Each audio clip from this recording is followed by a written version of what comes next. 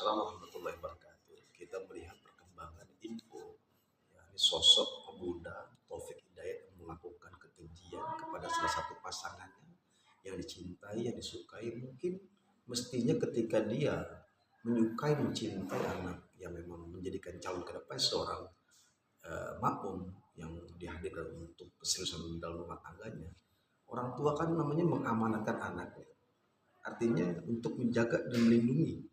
Nah ini malah kebejatan dilakukan. Sudah, mohon maaf lahir batin, sudah diperkosa, sudah digauli, dipukuli, ditonjok, bahkan memar seluruh muka itu udah nyaris sampai nggak kelihatan wajahnya.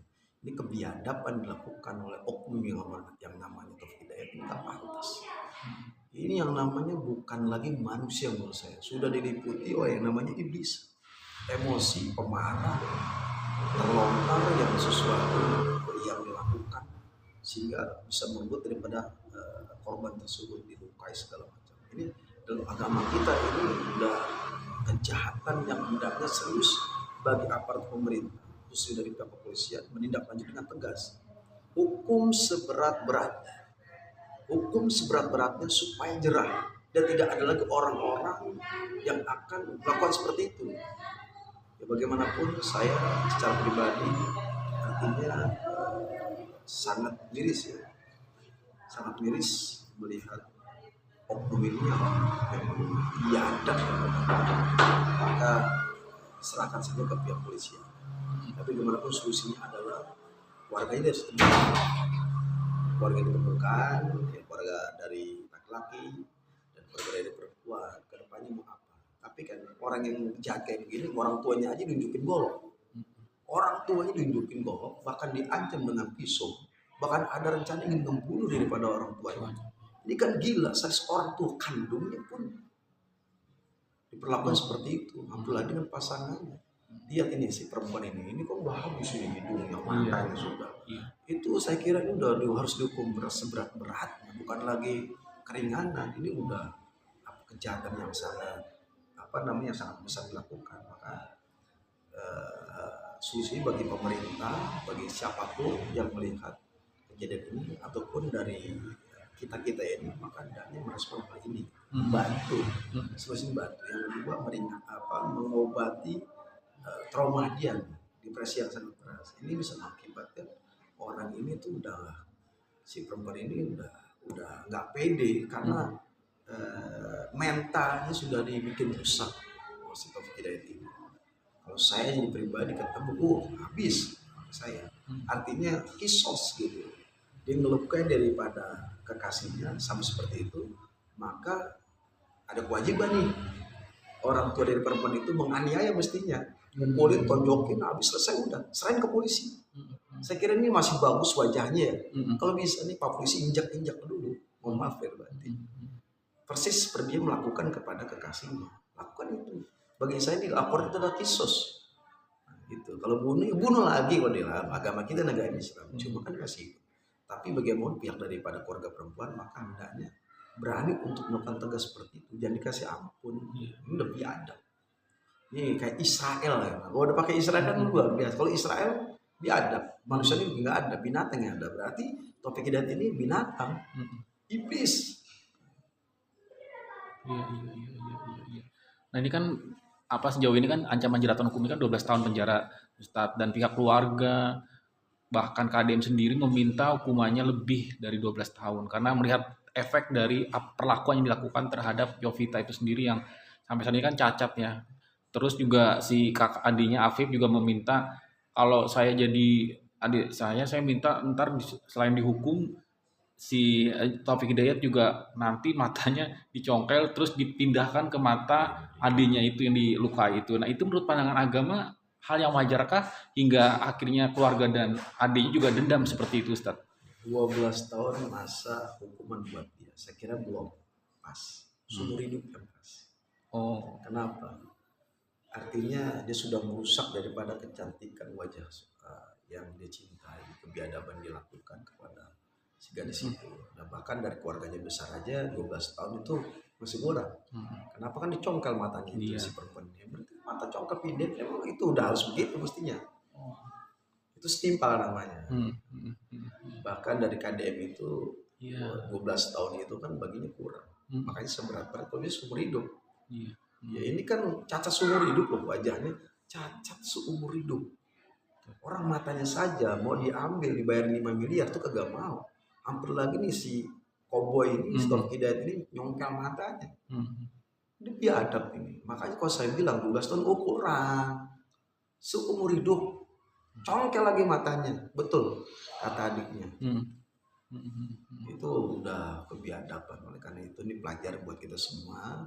Ketika ada anak yang memang mohon maaf ketika ada seorang anak gadis kemudian dibawa oleh kekasih, pelajarin dulu nih, khawatir mendapat kayak model kayak begitu kan rugi orang tuanya. Membesarkan, mendidik, bagaimana menjadi anak yang soleha, dia bisa bermanfaat ilmunya, tiba-tiba dia rusak masa depannya sampai cacat seumur hidup. Miris hati saya itu. Siapapun melihat kejadian kayak begini miris. Pasti dalam hati nuraninya hukum berat seberat itu yang pantas buat si Taufik. Dan ketika di Polda Jawa Barat, Taufik ketanya, kenapa kamu tega melakukan itu? Karena dia pengaruh dari minuman keras, dia sering minum keras, sehingga dia tidak sadar melakukan hal itu. Nah, dari sisi agama, apakah hal itu yang akan menjadi pemicu sehingga dia melakukan perbuatan yang keji seperti itu, Ustaz? Ya saya kira sih memang kalau orang ini kan efek dampak daripada orang sering minum khamar, minuman keras, karena lingkungan pergaulan dia kurang baik, circle-nya kurang baik. Adapun kata Nabi ketika dia kecanduan meminum khamar yang banyak, itu akal sehatnya otomatis hilang. Nah, itu rasa malu sudah tidak ada, yang ada bisikan-bisikan apa yang ada di hati nuraninya dilakukan itu yang benar. Itu akan sudah rusak oleh kecanduan daripada mungkin narkotika, minum khamar dan sebagainya. Saya kira ini adanya butuh perhatian dari pemerintah supaya menindaklanjuti bagaimana bahayanya orang yang mengkonsumsi minuman keras dan pada dampak negatif yang dilakukan bagi peminum keras kepada orang yang gak disukai. Ini saya kira ada faktor pemicunya adalah kecemburuan. Nah, bagaimana tindak dari pemerintah, keseriusan dari pemerintah menangani hal ini, bahayanya daripada orang yang nongkrong di lingkungan pergaulan dengan mohon maaf dari batin, dengan adanya pergaulan yang negatif, mabok-mabokan, judi sebagainya, tanggung jawab daripada pemerintah, juga tanggung jawab daripada dai-dai, ustaz. Ini harus lebih serius lagi nih. Karena kan kalau orang udah kecanduan minum alkohol, mabok-mabokan, tapi tidak semua. Tapi orang yang begini kan katanya menurut konon ceritanya kan karena efek daripada dia kecanduan, sering minum khamar, mabuk-mabukan, ya pantas lah. Makanya model kayak gini kan lingkungan pergaulan siklanya kurang baik. Makanya pemerintah, orang tua khususnya kepada anaknya perhatikan. Ini kan korban daripada minuman keras. Makanya perlu adanya dari pihak kepolisian ini belum mentas jelas lah dengan tegas kepada maaf lingkungan pergaulan, jangan sampai anak bangsa kita ini dirusak oleh narkotika, kemudian khamar dan sebagainya. Nah, akhirnya mereka melakukan ide-ide yang memang nggak pantas, yang memang di luar nalar manusia sejatinya. Akhirnya berani melakukan berbagai macam cara. Buktinya efek dari mulai dari interogasi polisi, karena pemicunya adalah minuman keras, kecanduan. Nah itu akhirnya apa yang dilakukan? Nah, ini kekejian, kebiadaban. Nah, ini perlu adanya perhatian full, ekstra tegas kepada siapapun pelakunya yang minum khamar itu, perlu ada ketegasan.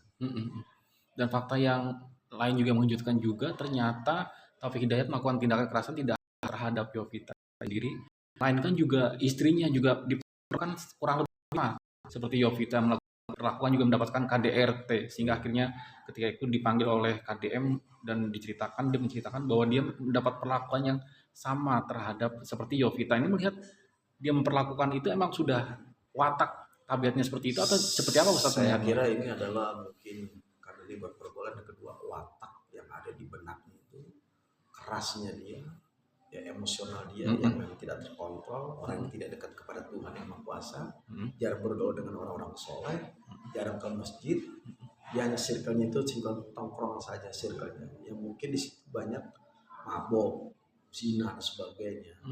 Wajar kalau ada orang seperti itu, karena ini kalau orang minum khamar itu akal sehatnya akan hilang. Bahkan istrinya saja itu sampai digamparin itu polisi, Nah, dan memang bahkan dia melarikan diri tuh ceritanya, ditulis selama 3 menyelamatkan tahun. diri Iya. daripada kelakuan yang dilakukan oleh suaminya si Mm-mm. Taufik ini. Bayangkan itu saja, dia curhat kepada KDM, Mm-mm. seorang gubernur ini luar biasa nih KDM ini. Bahkan KDM ini sayembara siapa Iya, yang 250 menemukan juta. Taufik Hidayat itu 250 Betul. juta. Jadi ini gubernur ini mantep.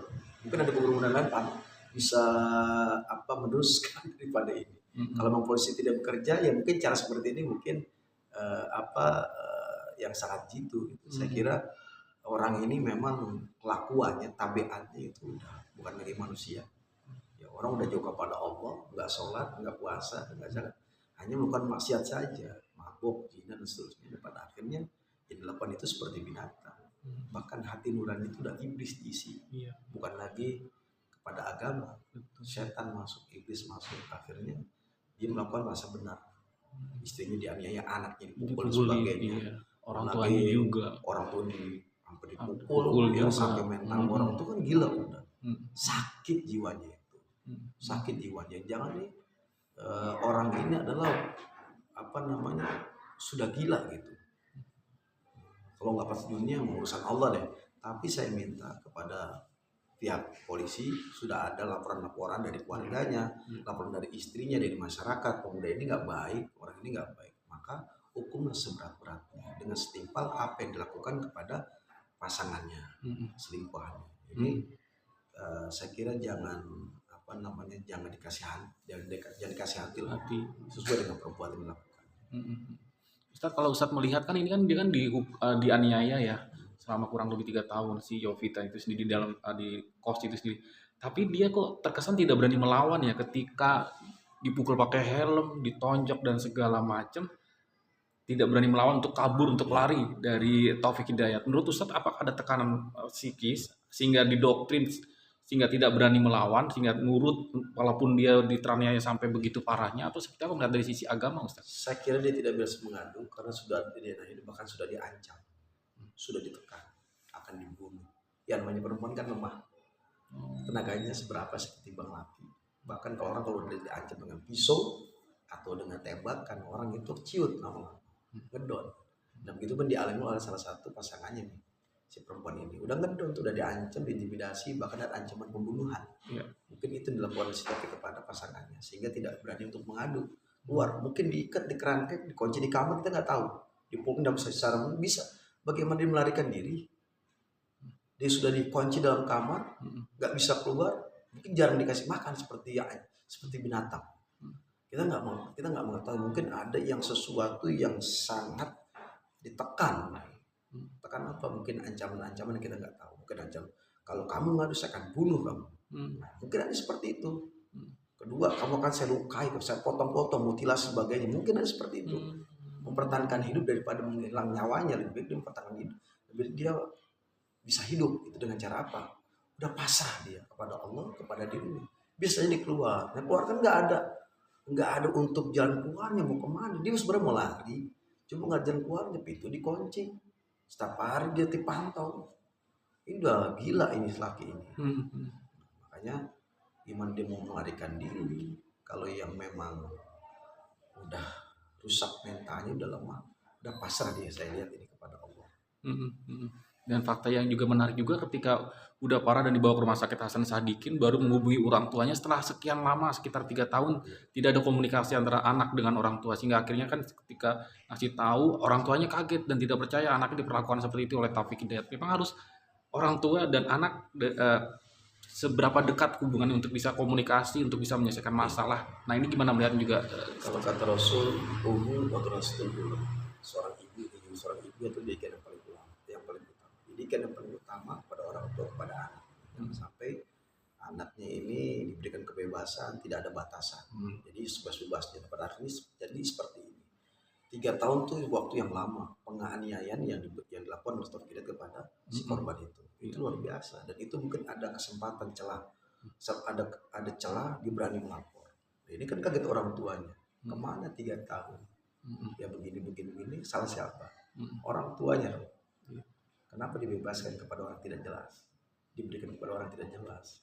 Setelah itu ada lapor baru, mereka merespon ini. Ini saya kira perlu adanya dari pihak orang tua ini menjaga dan melindungi daripada anak-anak, menjaga dan melindungi daripada anak-anak, yang sampai baru calon saja udah berani dibawa dan pada akhirnya nggak tahu dilakukan apa kumpul-kumpul, diperkosa, cabul, ke orang tuanya nerima laporan baiknya aja, nggak tahu anaknya sana dizolimi. Nah, kejadian ini kita bisa menjadi ibrah dan hikmah agar kita lebih memperketat ya apa orang tua kepada anaknya, lebih menjaga dan melindungi di mana gaul dengan lingkungan yang apakah baik atau tidak. Yang orang tuanya bisa mampu dikontrol di rumah, tapi di luar rumah mungkin jarang bisa dikontrol. Yang dikontrol. Nah, kalau udah jarang dikontrol, berarti apa cukup dengan doa? Maka berikan utusan. Siapa aja lewat teman, siapapun di mana dia nongkrong, pada saat dia berada di lingkungan yang tidak pantas, yang memang membuat dia bisa memberikan dari dirinya, bisa merebut nyawanya, dia bisa mengancam nyawanya.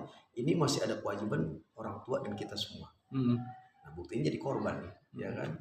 Kasihan orang tuanya nih, ingin besar anaknya menjadi anak yang soleh, berbakti, bisa bagian orang tuanya, punya keluarga yang tiba-tiba dirusak masa depannya, ya, cacat seumur hidup, kegilaan dari cowoknya ini kebiadaban luar biasa. Laporan-laporan ini bagi setempat itu kalau ada laporan begini langsung ditanggap maksudnya, ya langsung direspon, jangan sampai ini tahu. Kalau udah disepelehin lama-lama kan pada akhirnya nanti kayak perempuan itu laki yang dianiaya. Nah, kita semua jadi dosa, hukumnya dosa pada akhirnya. Kalau pesan moral untuk ayahnya Taufik Hidayat apa yang ingin Ustadz sampaikan? Ya, pesannya pada orang tua Taufik yang harus dilakukan adalah silaturahim. Kepada siapa? Kepada keluarganya di perempuan tersebut. Meminta maaf itu yang terbaik. Yang kedua, jangan membela anaknya kalau seperti itu. Kalau Anda membela anak Anda berarti Anda orang tua yang tidak wajar. Tidak ada yang namanya kebijakan sebagai orang tua. Anak kalau udah melakukan seperti itu, berikan kepada polisi, biar dihajar oleh polisi. Orang tua kalau udah melihat anaknya model kayak begitu, jangan ditolong, jangan dibantu, atau dibela. Udah kelakuannya udah seperti bajingan, udah biadab lah katakan, udah nggak pantas dia untuk dibela. Nah, orang tuanya ini ya salah satunya adalah serahkan kepada polisi, kemudian dia melakukan silaturahmi pada pihak keluarga supaya ada saling ada titik temu, saling maafkan dari pihak dari orang tua laki-laki dan orang perempuan, biar polisi yang menangani hal ini. Begitu saya lihat. Yang terakhir adalah orang tuanya ya lebih menjaga lah gitu anak-anaknya sebelumnya. Itu saja sih. Mudah-mudahan sebab tidak ada Allah Subhanahu wa taala, dan proses diserahkan kepada proses dari pihak kepolisian yang menangani ini. Saya yakin polisi tahu jawabannya apa yang harus dilakukannya ketika ini orang ini melakukan kezaliman, melakukan biadaban. Polisi lebih tahu. Mungkin di penjara dihajar, dipukul, itu udah hadiah buat dia, pahala buat dia, syukur. Ya, kalau bisa congkel matanya lagi, dia aja nyongkel itu mata, enak gak dicongkel matanya, bibirnya sumbingin lagi. Bisa biar para penghuni tahanan situ menghakimi sekali, nggak apa-apa tuh. Ya congkel matanya sekali lagi. Kalau saya sebagai kakak kandung si perempuan itu, saya mau congkel matanya, nggak terima saya. Ada saya di kandung saya digituin. Bagaimana keluarga besar yang perempuan itu terima dia. Nah, makanya untuk itu adalah silaturahim orang tua kepada ke keluarga perempuan tersebut karena kesalahan yang pertama.